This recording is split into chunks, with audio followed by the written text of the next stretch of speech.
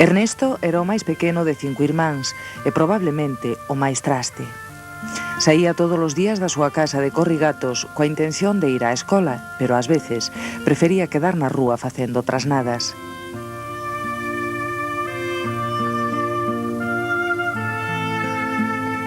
Cando ía á clase era peor, xa que nin atendía nin deixaba atender ás explicacións do mestre.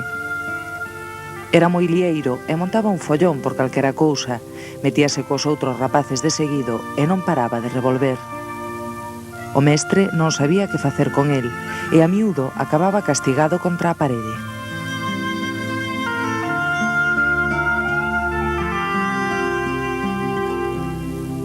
Pero Ernesto non lle tiña medo nin ao mestre nin aos nenos máis grandes ca el. Así, cando os maiores estaban xogando ás bolas, el quería xogar tamén, e se non o deixaban, sentábase no burato e non se levantaba dali.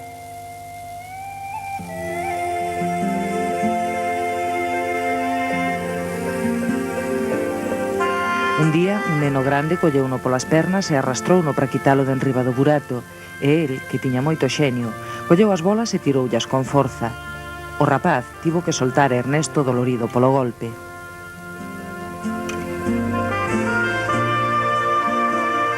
Cando se fixo máis grandiño, Ernesto esqueceu todas estas maldades e púxose a traballar de zapateiro.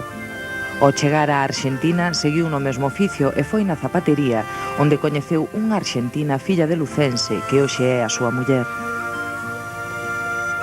Ernesto raspou o cristal pintado de branco para poder vela pasar cada vez que ela ía ou volvía do seu traballo. Eran 4 veces ao día e el, que coñecía os horarios, estaba sempre alerta. Foi precisamente ao casar con esta moza bonaerense cando Ernesto abandonou a idea de retornar a Galicia.